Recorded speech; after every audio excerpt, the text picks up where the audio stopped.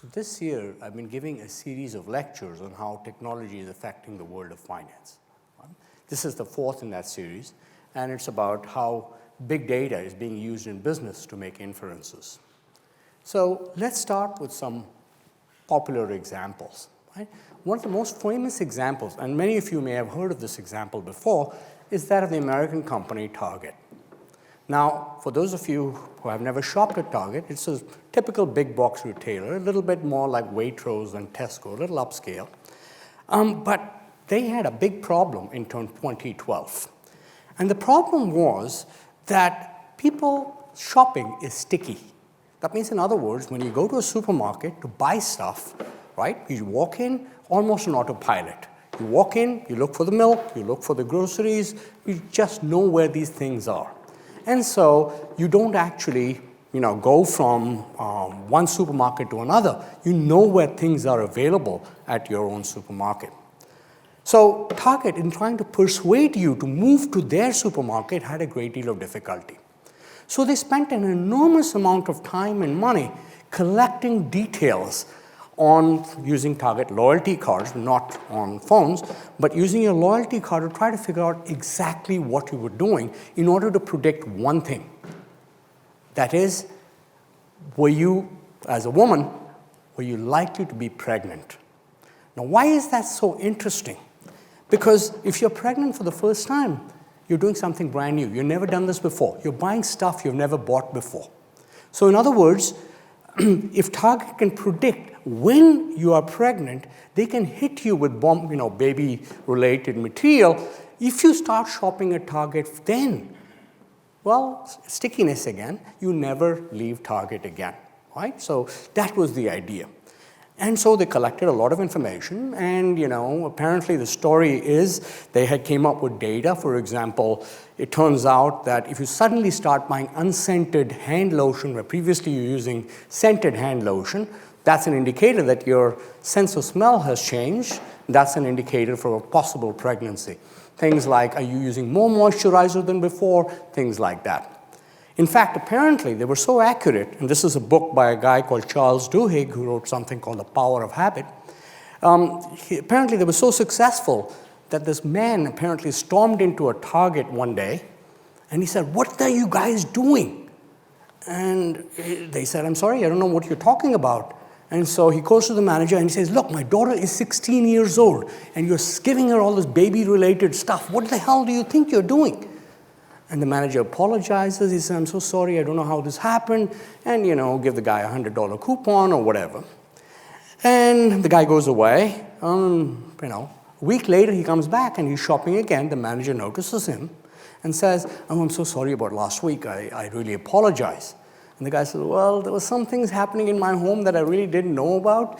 I'm afraid my daughter is indeed pregnant." So, Target knew about this before the family did. Now, of course, now Target tries to be much less creepy about it, right? I mean, they don't want to hit you with this. So what they do now is basically when they send you the ad circulars, they have baby-related stuff, but they also put in things that no mother is going to buy, like a chainsaw or snow tires or something like that. But just the proportion of baby-related stuff is higher in your circular than in other people. I mean, nobody compares your ad circulars with your neighbors, right? So that's the idea here. So that wasn't one example. It's a very famous example of companies able to use big data to predict things that we don't know about ourselves. Another example is Facebook. Facebook earns billions of dollars every year by categorizing you as a particular type of consumer, somebody who drinks beer, somebody who's a Republican, somebody who's something else. And they charge ad companies fortunes to get your ad in front of precisely the right type of customer.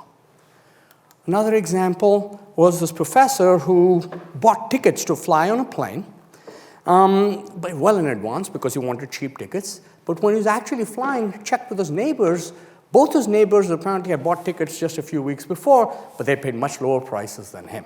So he got mad. He downloaded all the data from Sabre, which was the airline reservation system, and tried to see what patterns he would find out about airline prices. So he came up with a company called Faircost. So some of you may have used this. And the way it works is you try to buy a ticket, and it'll tell you, don't buy yet. Prices are likely to drop in the next 1 week. Or buy right now, because prices are likely to go up. They actually do a good job using big data to predict what the airlines are going to do. Google flu is another example where Google apparently said, okay, if people search on Google for things like, what are the symptoms of flu? How do I cure, a stuffed nose or blocked nose or sore throat and things like that? That's a leading indicator, real-time indicator for flu. So that it's much better than waiting till people actually go to the doctor and find out whether they have flu or not. Cambridge Analytica, which was based in Cambridge, took a lot of this data from Facebook and apparently tried to sell it to political parties in America to try to target particular types of people for political ads. And there are lots more examples. We have Amazon, which makes recommendations to you about what to buy. We have Netflix, which makes also recommendations about what to watch next on Netflix. And all these companies are famous examples of big data. But there's one thing which we don't know yet, right? For example, what is big data? What is big about big data? Why do we call it big data, right? So one way to think about it is very simple. When we analyze something, we have a choice. We can analyze a sample from a population or analyze the whole population.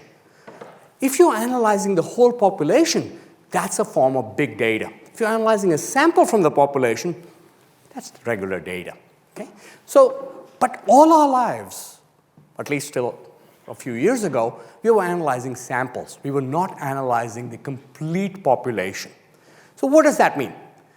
First requirement, if you're analyzing a sample, not a population, is that you have to have clean data. I spend years sometimes cleaning databases just to make sure there are no errors when you actually run a regression or do something like that, right? So cleaning the data is first step. But beyond that, the second step is, okay, how do we choose the sample, right? And there are lots of problems here. The first problem is, how do we get precision in our sample? And precision doesn't come with the size of the sample. It comes with the randomness in the sample. Two of the most famous examples, for example, was in 1948, when the New York Post announced Dewey defeats Truman, based on early polls, but the sample was wrong, and in fact, Truman had defeated Dewey, or the Trump election in 2016, and a lot of pollsters had no idea they were going to win, right? So why do these things happen? Well, let's take an example of a sample. Suppose you're a pollster, and you have a list of everybody's landlines, and you call them to find out what their voting intentions are.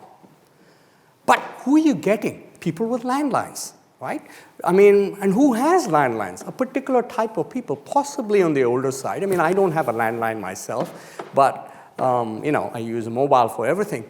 And people who answer the landlines once they're actually called, right? So that's a particular group of people. And so they may not be the kind of people who are actually going to be voting. And it gets worse as you go into finer and finer samples. For example, if you think about trying to find out in an area, are the Republican women with 2 children, are they going to vote? And who are they going to vote for?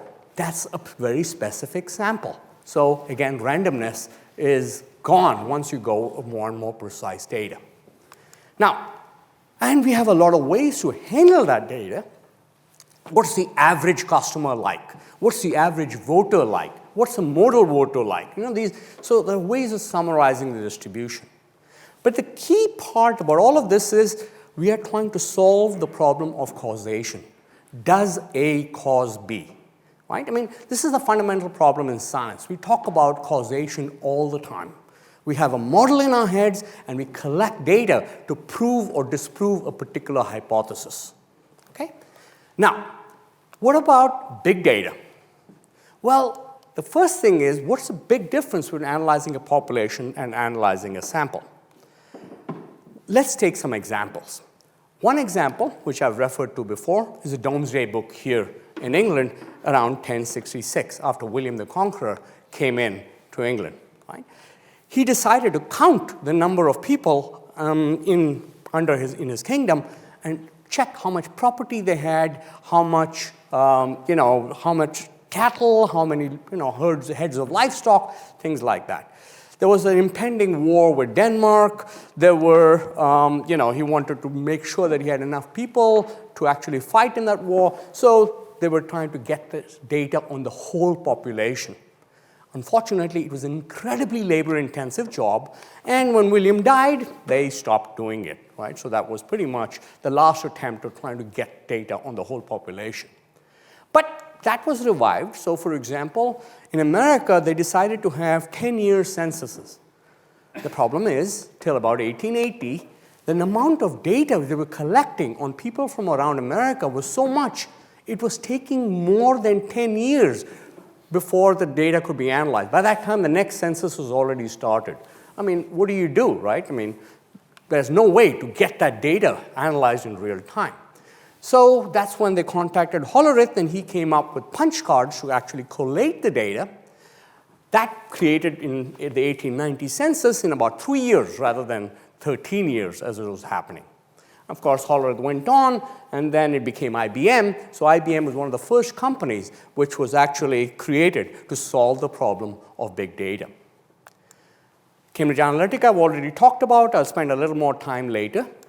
But one of the things that need to be emphasized is it's a population. But the population doesn't need to be big.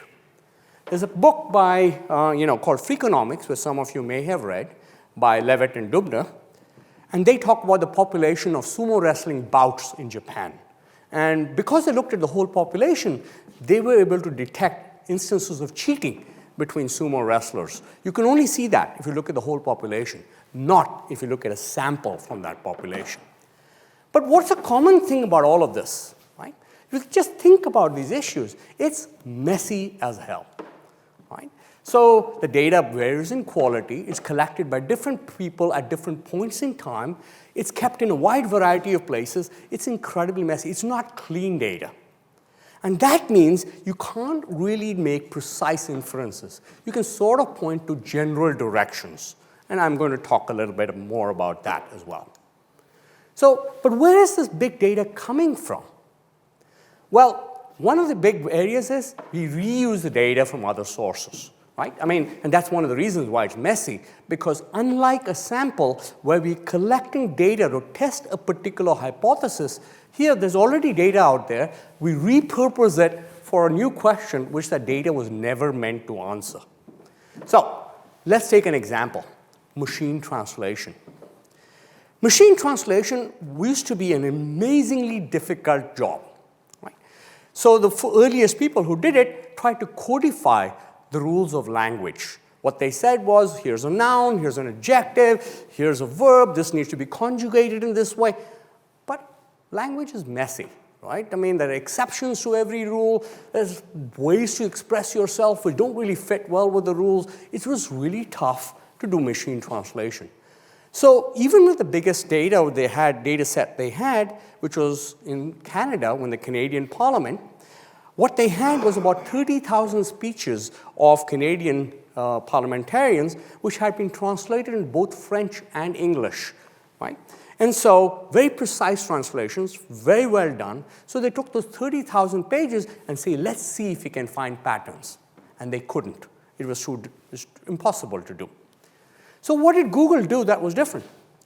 Well, they already had a project called digitizing the world's books, Google Books, right? And they took all that data and they just shoved it into an algorithm, which I'll talk about in a bit. And they said, can you find patterns? And they were able to find patterns. I mean, the data is messy, but why were they able to find patterns? Because they had over 3 billion pages, not 30,000, 3 billion. That's an order of magnitude, several orders of magnitude more than you would expect with just 30,000 pages. And now, this is pretty accurate. I use Google Translate all the time. Right? So it's not that the machine knows what it's translating. It's just looking for patterns, the way these things correlate in different languages. Another example, a couple of professors at MIT launched this billion prices project to solve the problem of inflation. And how do you figure out whether inflation is taking off or not within a country? Right?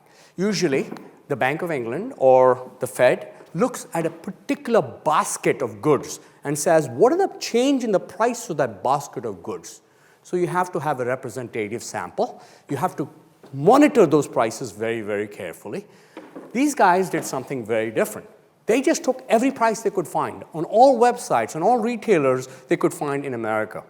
That means over 1 billion prices. They're not comparable, right? I mean, what one retailer might call a suitcase, somebody else might call a briefcase, they're all over the place. But the point is, this is real-time big data. And so they were able to make inferences about inflation that it takes a much longer time for entities like the Bank of England or the Federal Reserve to solve these problems. And of course, there's lots of new data. Examples, satellite photos. This is a classic example. So if you want to know, for example, how busy a retailer is, one possibility is wait for the annual reports or their quarterly reports, right? It'll tell you their sales. Another possibility is take satellite photos of their parking lots. How many cars are there in their parking lot at any one day? And that's available on a daily basis. So you can have a much faster estimate of just how much traffic is happening at these big box retailers. Another example, open source intelligence. For example, in the Ukraine war, before the Ukraine war started, you could use Google Maps to figure out where the invasion was happening. How? Well, it turns out that a lot of the people who were in those areas were reporting traffic jams because the Russian tanks were all blocking up the traffic on those days. So you could look at Google Maps and get a good sense of where the tanks were massing to come across the border. Another example of data being repurposed for something else. And of course, smartphones, right? All of us have smartphones, which is collecting an immense amount of data on us. It collects data on what searches we have carried out, what books we have bought, what vacations we shop for. Literally everything we do is on our smartphones. And of course now, most of us have Oura Rings, we have Apple Watches, I have a Google Pixel watch, we have Fitbits. They're all adding stuff which we don't even know ourselves, all being captured by big data. Right? So your phone knows, for example, when you're stressed. It knows when you're low in sugar. It knows when you like a person the same or the opposite sex. It's all there. Right? And we can willingly carry some of these things with us wherever we go. Right? I mean, most of us would feel lost without these, in a way, tracking devices. Right? So in the old days, the only people who would be allowed to, who would be made to wear these tracking devices were convicted felons on parole. But no, we have it all generate our own data from it. So if you classify these different types of data, there's several different types. There's geospatial data, which tells you how you're moving from place to place. There is sociometric data, which is a study of your social relationships. There's a study of psychometric data. What's your mental state? What's your personality? And of course, there's biometric data, which looks at your biological characteristics. Right? I'll take examples of each of those.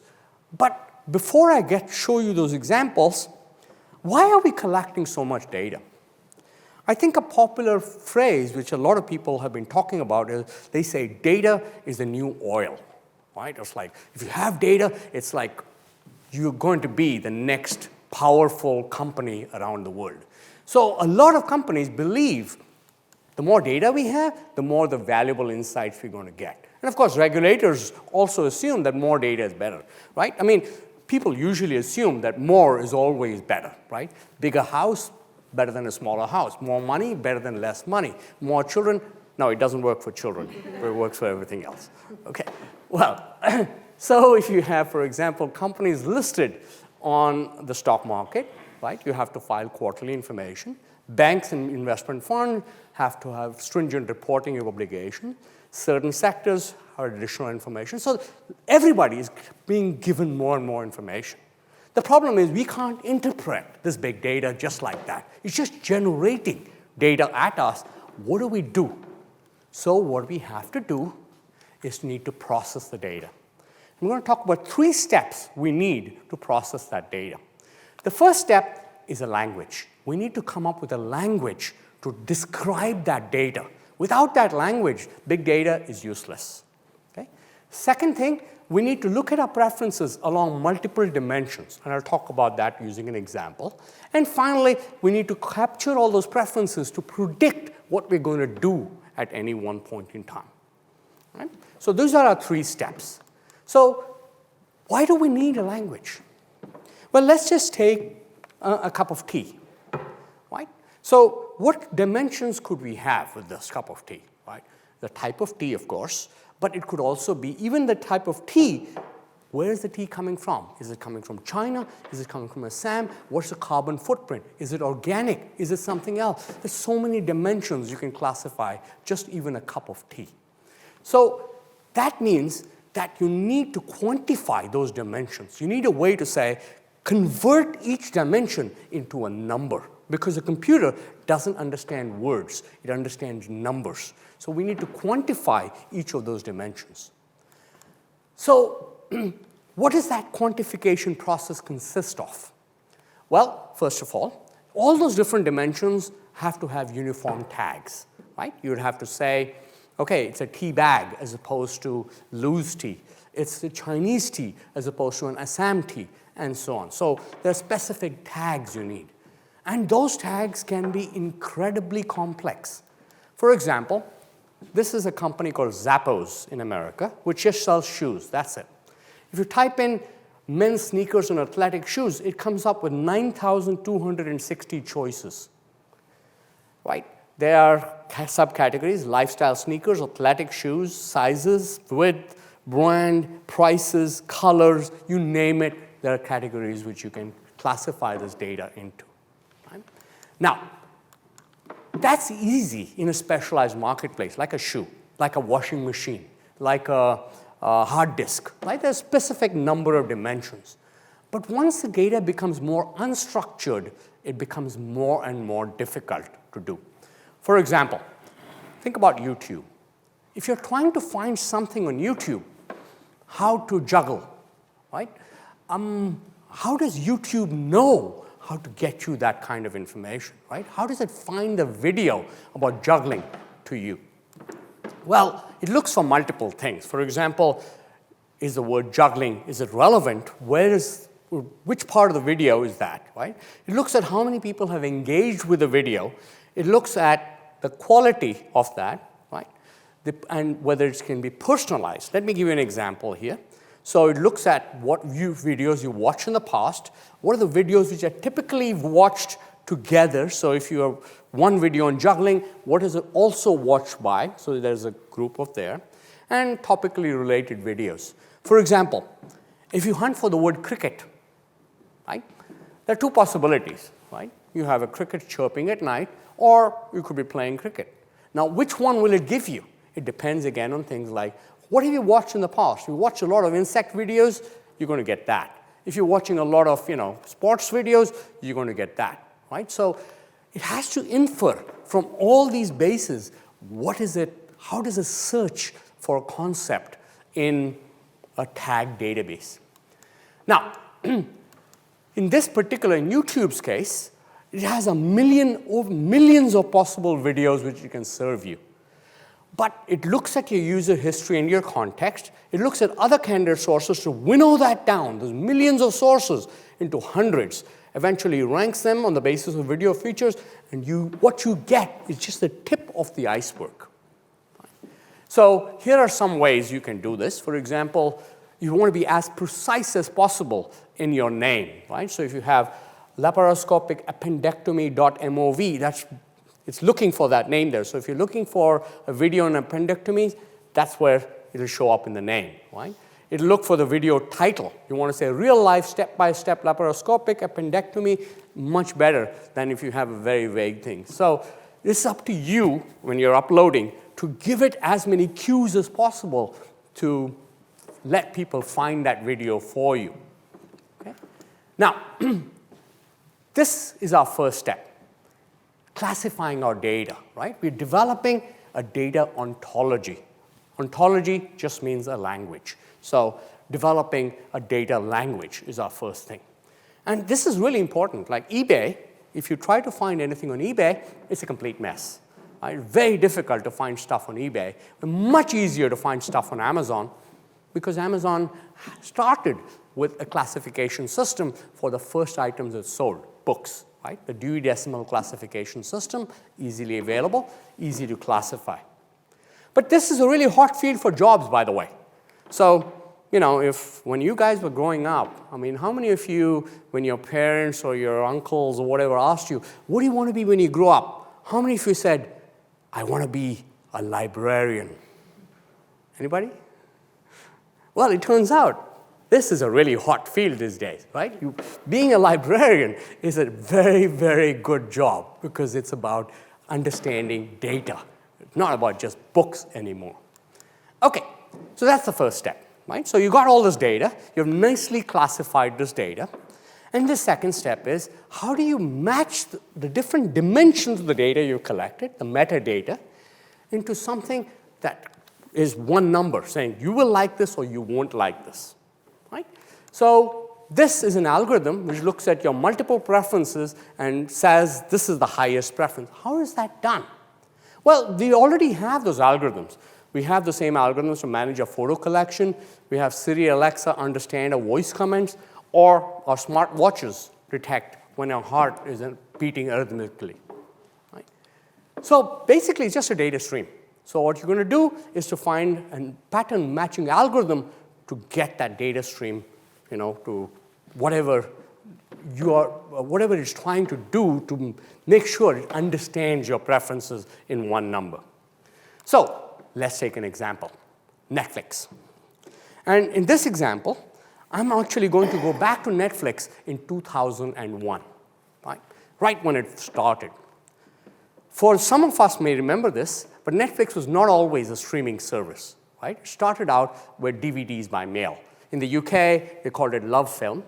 But basically, the idea was you have a list of all the movies you want to watch on the website, and Netflix will mail you 3 DVDs, right? And then you watch them at your own pace, and then send them back, and you know, Netflix charges you $10 a month, right? So what it was trying at that time was persuading people to keep paying that $10 a month. Right? Because if it didn't want you to actually borrow any movies, so if you had, you know, if you kept the same movie for 1 month, 2 months, no problem, there's no late fees. But at the same time, it didn't want you to stop paying the $10. So it wants to make you continue watching the movies. Fine. How do you persuade them to watch movies is you recommend good movies to them. But how do you get those recommendations? The first one was recommendations by employees or editors. You know how well that works? I mean, you know, how many times we read The Guardian or we read, you know, the FT or the New York Times, and we get these movie recommendations, then we watch it and we're like, what the? This is awful, right? It happens to me all the time. At least, let me put it this way, it happens more with my wife than with me because I pick the movies, and she looks at the movies and she says, that was a horrible, terrible movie. I'm like, but the New York Times loved it. I never want to see a New York Times movie again. So moral of the story is this doesn't work very well. And of course, people were hacking these things all the time. So I'll give you another example. If you have a brand new movie just been released, like let's say the Avatar, right? Just released a couple of months ago. If it's released on DVD, 2 people have it on their list. Who gets that movie first? Well, the newer person, because I don't have enough data on him yet. The person who's already been in the system for a year does not get a loyalty bonus. I discriminate against them by sending them a different movie from their list because I'm trying to build up my information on the new guy first. So people knew this, of course. So what they would do is, you know, cancel your Netflix subscription and then sign up under a new name. So you're always a new subscriber. Or you would match together a group of your friends. You order the movie, one of you gets it, you share it first, and then you return it. Right? So pretty standard way. So they were trying to solve these problems like this, keep people hooked, keep people staying, pay the $10 a month, and stay within the system. So they came up with a system called Cinematch. How did that work?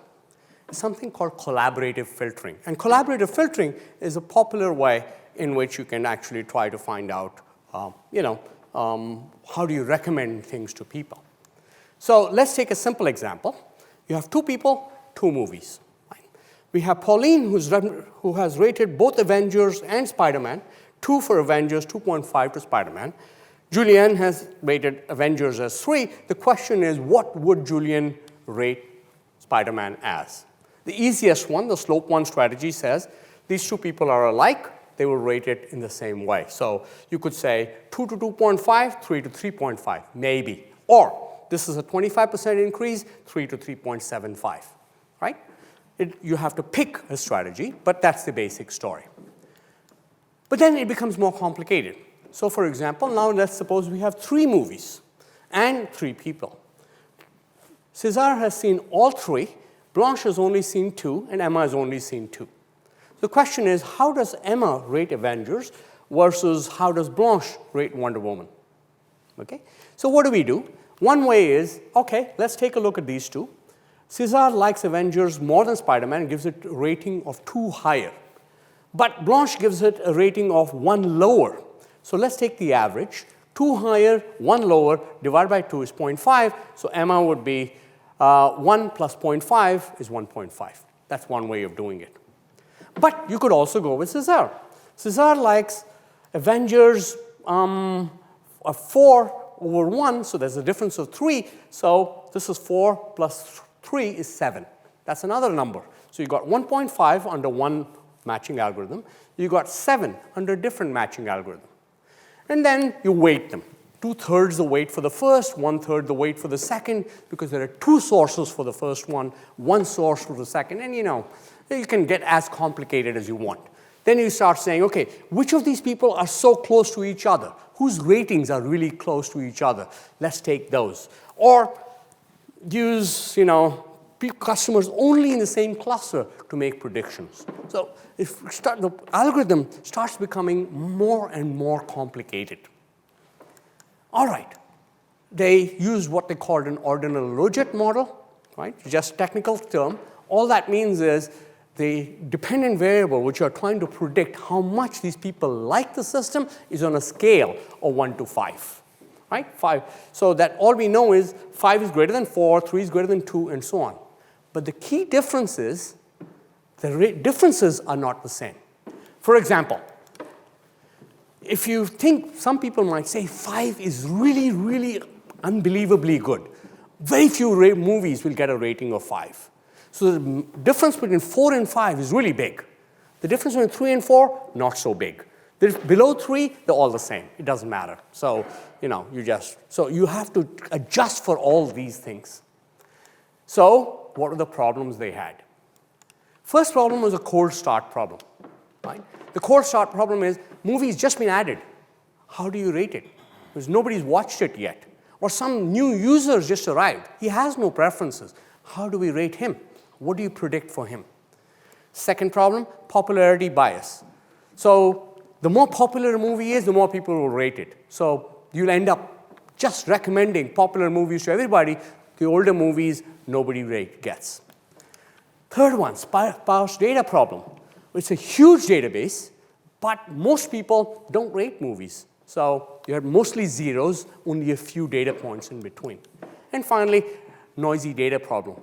You might love a movie, but you might feel a little embarrassed to tell your friends you really like that movie. So you tell Netflix that you liked it or you didn't, but you're thinking, shit, that's a movie, very different from what I really felt about the movie. Okay, so how did Cinemash deal with that? They called it the alternative least squares model. This is getting more and more complex. It's just ways of manipulating data. And what you have is a complicated database that looks like this. People, movies, and you're trying to fill in these missing bits.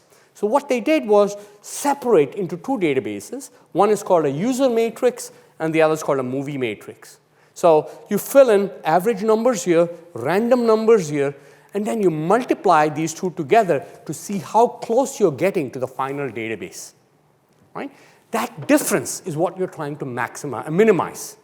So that's called the root mean square error. right? So that's what we're going to try to do. We're going to minimize that. All right. So what did Netflix need this big data for? As I said, they wanted to keep you within their ecosystem, but they had other issues. They wanted new shows to commission. House of Cards was probably the one which people say, okay, that was the one where Netflix really used big data to predict that, this is a great movie, a great series which people will watch. Every other studio had toned it down. Or how much you pay for new films, right? Or how do you get people to actively rate a movie as opposed to just passively watching the movie? Right? Now, of course, it's much more sophisticated. Netflix has tagged every movie. Somebody's watched it and tagged everything. Chinese American blinks eyes while doing this, right? And so it watches, when you're watching a movie and you pause or you think, it knows exactly when you're pausing. And it's got all the tags on the movies already, so it knows everything about who watches a movie, at what point they stop, when they go on to a different movie, everything. Okay? So more sophisticated. But at that time, they didn't have this. This was the DVD days. So what they did was announce a Netflix prize. It wasn't a new thing, right? If you remember, this has been going on for centuries. So in 1418, the Duomo in Firenze was announced the city announced a competition to build the Duomo, won by Brunelleschi at that time. In 1741, the Longitude Act was to try to find a precise way of getting longitude from anywhere in the world, won by John Harrison. The X Prize in 1995 offered a whole bunch of prizes for different things. And you can still see other prizes today. Go to innocentive.com. You can go in there and try to find examples of prizes to win. So Netflix had a big problem, right? How do we design this thing? We're trying to collect this data. We're trying to solve the big data problem.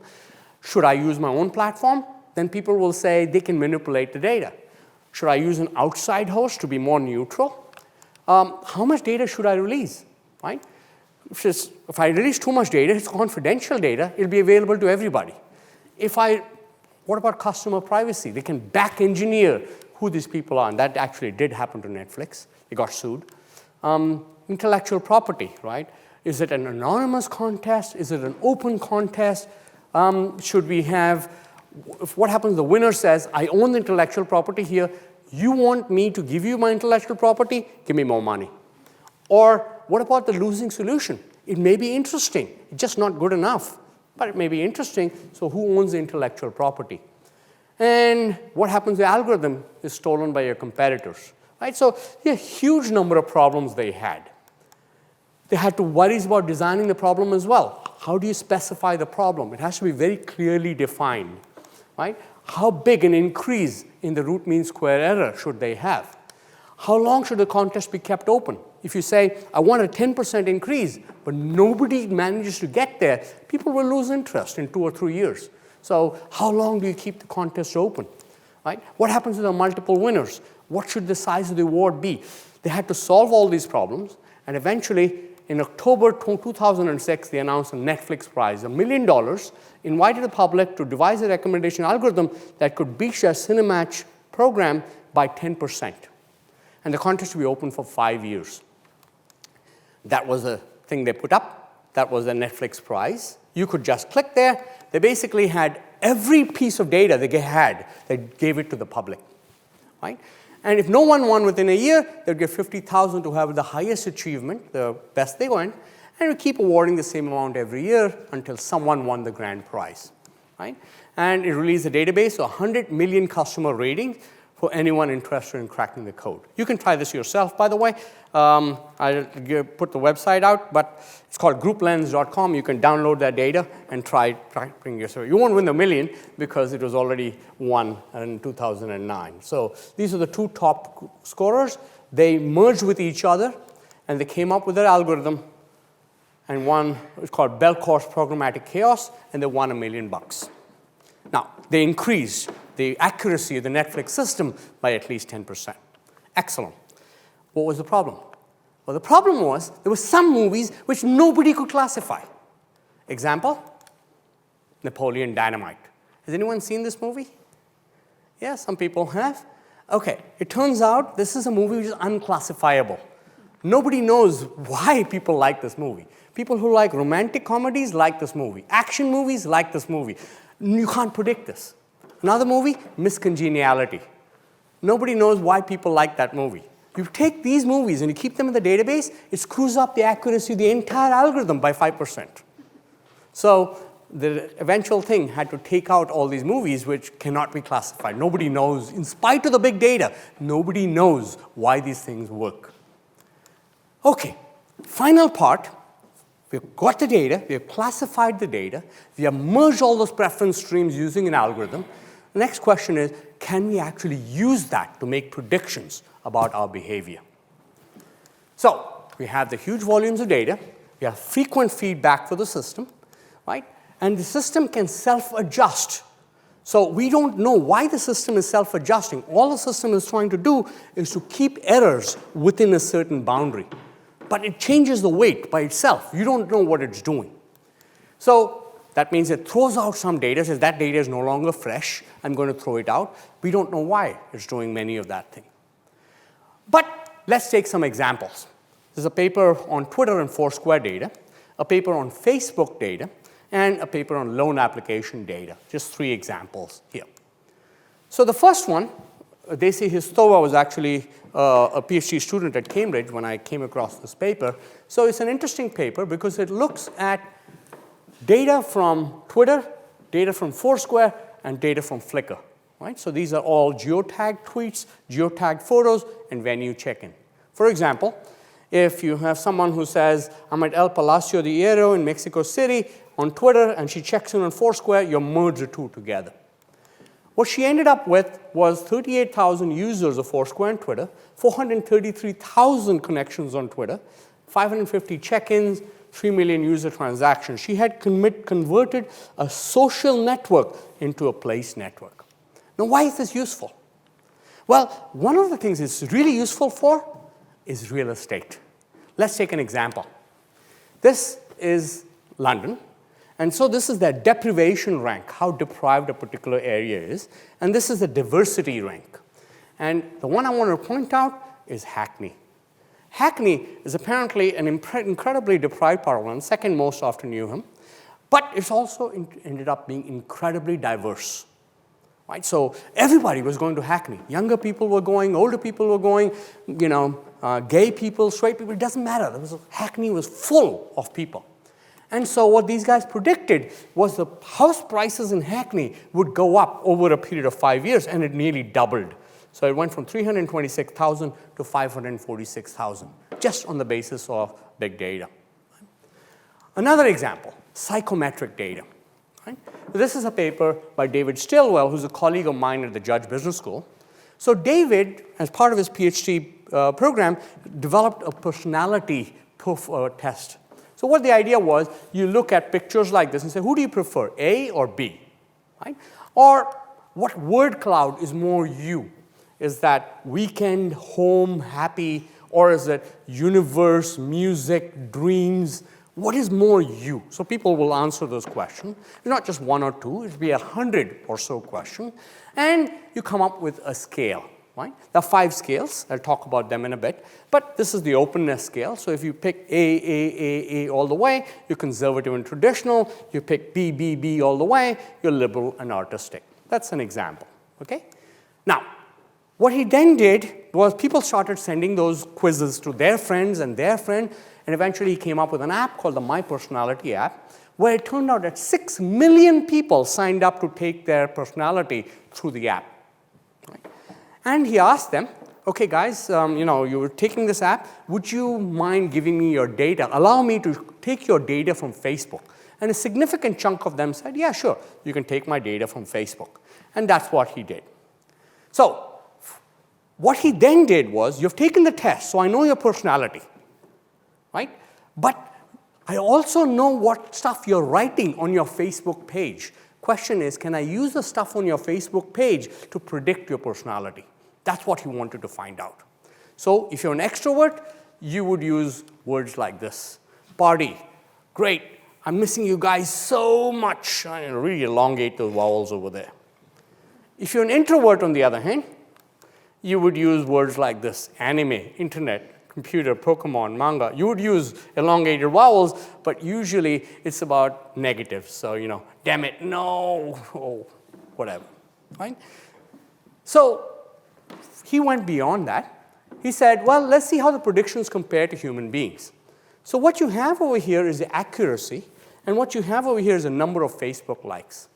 Now, what you see is your average work colleague is not really very accurate about your personality, because most of us are professional at work, right? We don't scream at our colleagues. We are pretty professional. So they're about 27% accurate about your true personality. Your friends are a little more accurate, but still edging on the positive side, because again, they're our friends because we don't scream at them, right? So that's about 45%. Your family is about a 50% accurate. They can see both the positives and the negatives. David says that the computer's average accuracy is 56%. To put that in another way, Facebook knows you better than your own mother, right? Okay, well, he went further. So he had data on their Facebook likes on art, CNN, BMW, and so on. And then he collected 100 components using a singular value decomposition method. And then he would predict, what can I predict based on the stuff which you like on Facebook? So the dependent variable is your age, gender, political view, and so on. And this is what he can do. Predict whether you're single or in a relationship. Do you smoke cigarettes? 73% accurate. Are you Caucasian versus African American? 95% accurate. Are you gay? 88% accurate, right? Or Christianity versus Islam? 82% accurate, and so on. So this is all based on the data which you put on your Facebook page. Last one, loan application data. This is a paper which looked at people who are applying for a loan on a website called Prosper, which is a peer-to-peer lending site. People would come in and they would say, okay, let me try to borrow money from a bunch of strangers, so I write an essay about why I need the money. Okay? And so what these guys did was we know that 13% of the borrowers eventually defaulted on the loan. So they said, can I predict who's going to default based on that description of what they would write? Let's take two examples. Borrower 1 writes, I'm a hardworking person, married for 25 years, have 2 wonderful boys. Please let me explain why I need help. I use a $2,000 loan to fix our roof. Thank you, God bless you, and I promise to pay you back. That's one. Borrower 2 writes, while in the past year in a new place has been more than great, the roof is now leaking and I need to borrow $2,000 to cover the cost of the repair. I pay all bills, car loans, cable, utilities on time. How many of you would say, borrower 1 is a better borrower, will more likely to pay you back than borrower 2? Okay, some hands up there. Okay, some hands up there. All right, borrower 2? Okay. Turns out, actually, borrower 2 is, in fact, much better than borrower 1. And it turns out, if someone tells you they will pay you back, they will not pay you back. Right? The more assertive the promise, the more likely they're going to break it. If someone says, I promise I will pay you back, so help me God, gone, your money's gone. Okay? Religion doesn't matter. Someone who mentions God is 2.2 times more likely to default on their loans. Another example of using big data to make inferences about us, right? So the ultimate goal of big data is complete personalization. That means this is fake. Right? It was tweeted around that time as an example of personalized news. So you have the Wall Street Journal saying Trump softens his tone, sent to a Democrat area, and Trump talks tough on walls, sent to a Republican area. This wasn't really true because actually it was different editions on the same day. Beginning he started talking tough, later he softened his tone. But they put it together to make it look like that. But anyway, the point is, this is the ultimate goal of big data, right? Give you exactly what you want, right? Like this. Now, but this means that there's a big problem here. And the problem is that at the end of the day, we don't know why these things are happening. We are still measuring correlations. This is not causation. These are correlations. So what we are doing is putting people into groups and saying they are like this, using something like principal component analysis, discriminant analysis. You put them into groups, and we say, you are like that because you're with that group. But are you like that? It's unclear, right? Let's take a couple of examples. Kaggle had a competition in 2012 to find out what are the best used cars with the highest quality on the market, ones that don't get into accidents. Turns out the answer is orange cars, bright orange cars. Why? I don't know. They didn't know. Maybe orange car drivers are more careful. Maybe they're so eye-catching, other people keep away from them. Nobody knows. It just pops out of the system. Or another example here in England, the famous example of cholera, which broke out here in England after 1839 when it was brought in from India. So people were dying all over London. And there's a book called The Ghost Map by Stephen Johnson, and he writes about the marvel of causal inference that John Snow did. So John Snow basically thought that it was transmitted through the water, eventually narrowed down his investigation to one pump on Broad Street where everyone was drinking water and dying subsequently of cholera. So he persuaded the authorities to remove the handle of the pump, and cholera stopped in that area. And in fact, today, every year, they have the pump handle lecture, which is on public health, and afterwards everybody goes to lunch at the John Snow pub. So worth checking out as well. But that's the causal inference story. The correlation story was his colleague, William Farr, when the prevailing theory at that time was this is caused by miasma, right? It's a bad air, which is causing cholera. And he did a beautiful analysis where he showed that the closer you were to the Thames, the closer you were living to the Thames, the higher was the probability you're going to get cholera. And unfortunately, he was wrong, but the data was there. So there was correlation, there was no causation. But he basically said it was actually caused by the fact that the closer you're living to the Thames, you're actually drawing water from that same pool, the same watershed, but people living further away was drawing from a different water body, and so that was what was causing it. Big data says we can try to solve these problems, right, by collecting more and more data. But at the end, we don't know why, right? And that's going to be a problem, and I'm going to talk about that problem next time as well. So next time is going to be on AI and how AI is working, things like ChatGPT. We'll talk about that.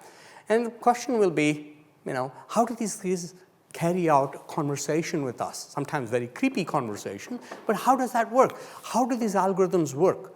Right? And this is an issue which I'm going to talk about again next time. All right? And I think we are end of it. Okay. First question from Annalisa. She says, from this lecture, it looks like big data heavily rely on behavioral information. Do you think in the future new ways and metrics to capture users' behaviors will be used or developed? That's actually a very, very good question. It is a good question, right? Yeah. Excellent question. The thing, though, is there are two parts to this, right?